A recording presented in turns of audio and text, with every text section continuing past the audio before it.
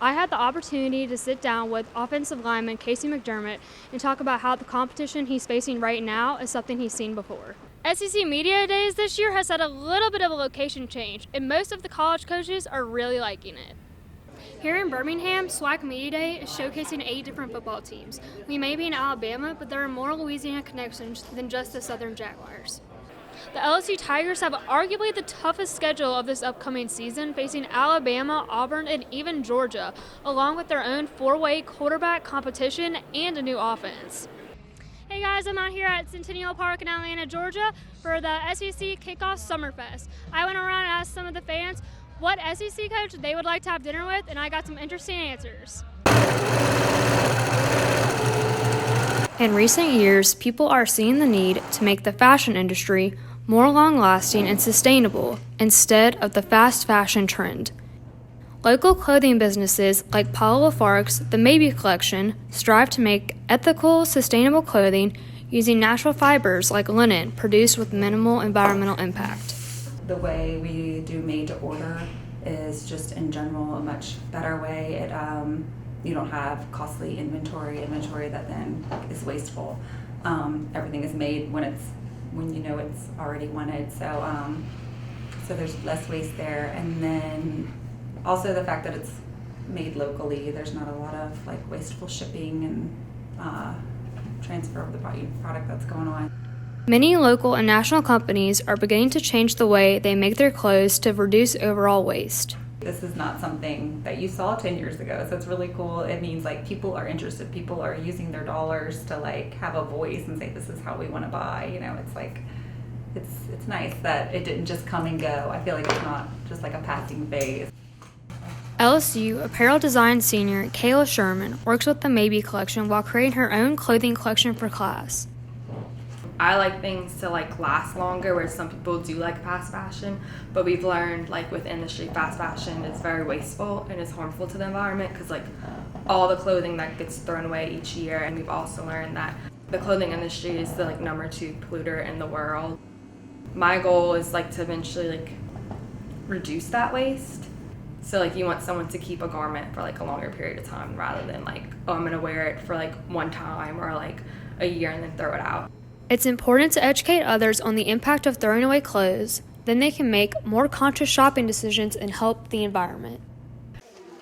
Most girls in America don't have a second thought about going to a store to buy hygiene products, but that could not be said for girls in every country. One organization is on a mission to help. Days for Girls is a grassroots international organization, and their goal is to provide feminine hygiene for every girl, everywhere, period. The organization helps by sewing and collecting items to pack kits that are sent around the world. Each kit has 2 shields, 8 liners, 2 pairs of panties, a washcloth, and soap, along with Ziploc bags and instructions, and a chart so they can start tracking their periods. The kits also include education, which they are taught about their bodies and how they function. The packs are brought with people going on medical or religious mission trips. Volunteer Ev Oster remembers a shipment to Uganda. It came out to be a very exciting time because 1 week before they left, we finished our 50 kits. And 1 week after they came back, they had pictures to show us the happy faces of all these girls that had gotten their own special kit. The South Baton Rouge chapter consistently receives service and donations from LSU's Panhellenic Council, with the belief it is essential for girls everywhere. They'll have anywhere from 20 to 60 girls come and help us pack out, which is huge because when you start packing 300 kits, there's a lot of work to be done. So we're happy for the extra hands and the happy faces that come and help us. With the help of local chapters, Days for Girls has reached more than 1 million women and girls in more than 124 countries. Kristen Payne, Tiger TV. College gymnasts aim to find their perfect fit for continuing their craft. Each girl on the team has a different reason for why they are there. You're recruited from high school, and then the coaches kind of see your potential and reach out to you and guess you take a visit, and then you decide on like the athletics, the academics, everything that comes with the whole package of like the college kind of experience. Some have a smooth path and others deal with twists and turns to find their perfect landing. At first, it actually was not my decision. My mom used to be the coach there, and so after they let her go, they also let me go. My coach at home was really close with Jay, and that just kind of like made my decision really easy.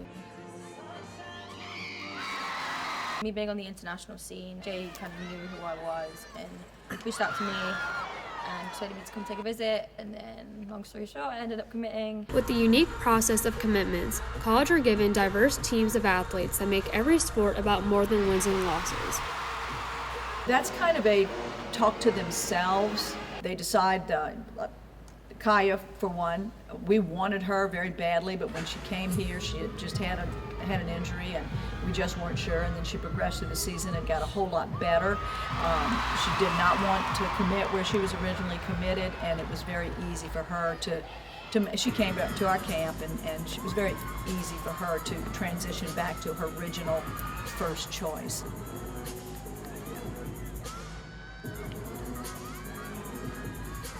Those important choices result in memories that last a lifetime. Kristen Payne, Tiger TV.